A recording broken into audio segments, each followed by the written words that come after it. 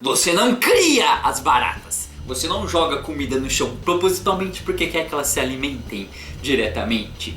Você simplesmente deixa pra lá. Você come, deixa um monte de migalha, deixa pedaços de alimento no chão. E as baratas, quando você não estiver vendo, vão fazer a festa, vão se banquetear. E quando você menos perceber, essas baratas estarão gigantes e vai querer começar a devorar você mesmo. Esta é uma excelente metáfora para como a imprensa tratou as eleições, como a imprensa criou a barata, criou o parasita, um monstro que hoje quer devorar ela mesma. Calma, que esse aqui não é um vídeo paranoico de militante petista que vai dizer que a imprensa é realmente extremista, odeia esquerda, odeia o PT e blá blá blá.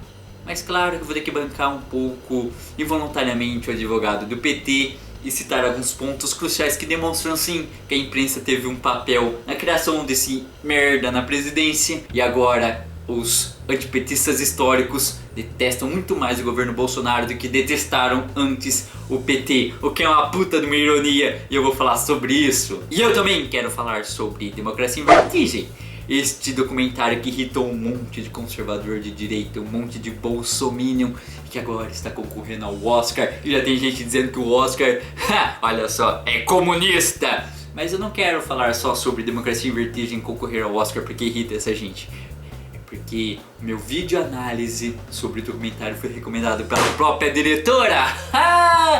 Muita gente que comentou sobre isso, principalmente uns canaizinhos de resistência que fizeram análise sobre o documentário não tiveram a honra de terem seus vídeos recomendados pela própria criadora do documentário, a Covil da Raposa. 200 visualizações por vídeo, mas muito bem recomendado por aí. Eu corto o meu cabelo, como vai aparecer gente me acusando de ser petista, comunista, cubista, sei lá, essas coisas que o pessoal adora chamar você quando critica o Bolsonaro ou quando banca um advogado involuntário do PT.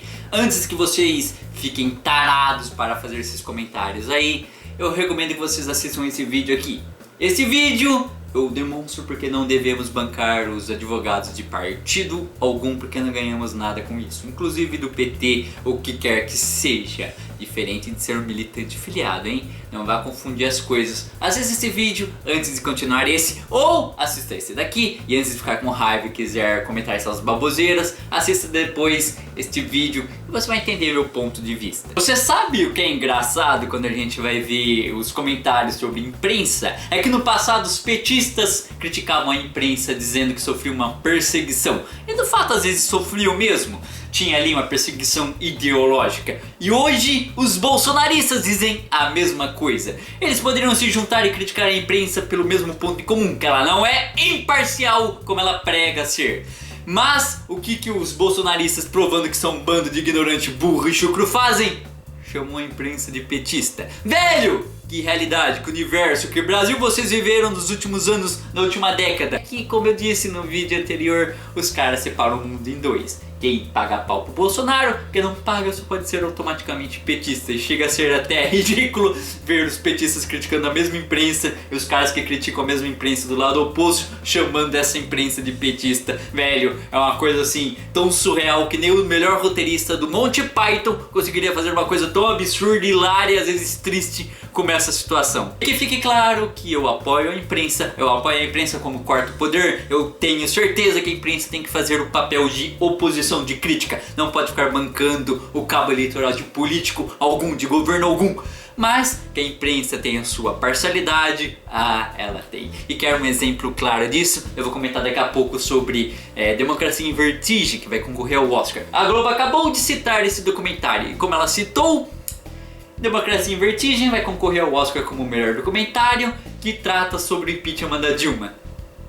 Mas a Globo não especificou que o documentário critica o impeachment da Dilma, que demonstra por provas, por depoimentos, uma narrativa coerente, que tudo foi um plano arquitetado de poder e que inclusive a grande imprensa acabou apoiando, comprando esta ideia, esta fraude. Uma coisa sutil, você entendeu? É uma coisa de narrativa, umas palavras bem colocadas, é a falta de citar certas informações que faz ela realmente retratar a notícia, mas colocar certa parcialidade, uma certa interpretação. E a imprensa sempre fez isso. Mas o vídeo de hoje não é para ficar evidenciando todo o estratagema que a grande imprensa faz para não parecer parcial, para parecer realmente imparcial. O vídeo de hoje é para citar certos pontos específicos que provam que a imprensa foi sim antipetista, que ela relativizou sim o partido e comparou com a pior coisa que é o Bolsonaro, e hoje, ironicamente, estão tratando o governo Bolsonaro como a pior coisa que poderia ter acontecido no Brasil nos últimos anos. Até jornalistas históricos antipetistas tratando o Bolsonaro como uma coisa pior que o PT. E você fica pensando, horas, eles não podem mudar de ideia? Mas não é bem isso. Eles fizeram coisas que eu diria até covarde, desonestas intelectuais, e eu vou evidenciá-las aqui. Vamos começar, é claro, com a Jovem Pan. Esta emissora de rádio, TV, internet, que já até é apelidada de Jovem Clã pelo tanto de cara reacionário, preconceituoso, às vezes racista que ela emprega, e às vezes até bônus salarial, quanto mais escroto o cara é. É nessa, por exemplo, emissora que o diretor de jornalismo editou o livro de Olavo de Carvalho, pra você ver o nível. É lá que tem um cara que socou a cara de outro jornalista de maneira covarde, e esse jornalista que socou a cara, além de não ser despedido da Jovem Pan, ganhou um emprego na Record. Vai vendo o nível. E lá temos pessoas como Andreasa, como Vera Magalhães, como Vila, que perderam o emprego ou sofreram ameaças de perder o emprego por criticar o Bolsonaro, mas que na época das eleições comparava o PT com o Bolsonaro de igual maneira ou dizia que era pior. E hoje o discurso é completamente diferente, porque sofreram pressão, que tiveram o seu lado pessoal afetado. Só muda de opinião quando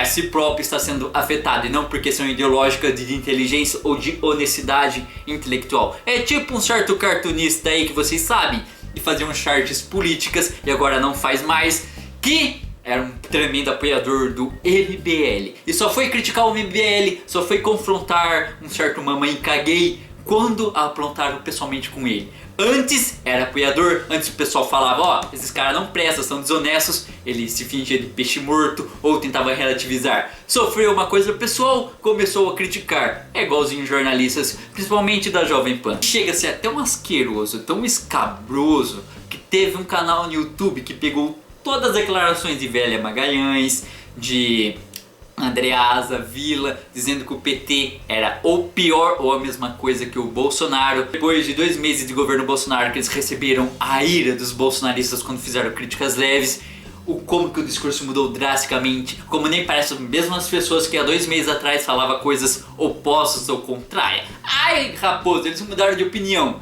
Não, meus queridos, eles são muito mais velhos que eu, você, eles são muito mais inteligentes, ou bancam ser inteligentes, tem um monte de informações.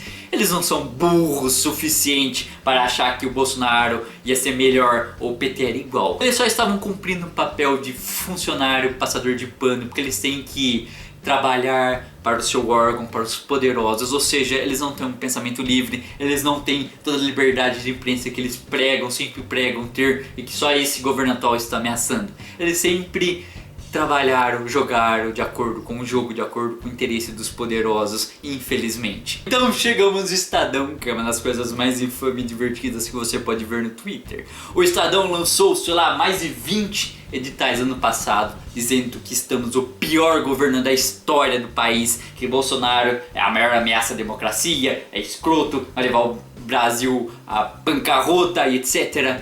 Só que o Estadão, na época das eleições, fez aquela infame capa, aquela infame chamada em que colocou a foto do Haddad, colocou a foto do Bolsonaro e disse uma difícil escolha, tentando dizer que os dois seriam horríveis, que os dois seriam iguais, ruins de iguais maneira. E hoje eles ficam com a narrativa que o Bolsonaro é o que tem de pior. É igual certo cartunista que eu comentei agora de pouco, que também fez a mesma coisa, bancou um isentão, não foi votar e hoje trata o Bolsonaro como a pior coisa que poderia ter acontecido. Isso porque ele falava que o PT era a pior coisa que existia e que ele pregava a extinção do partido.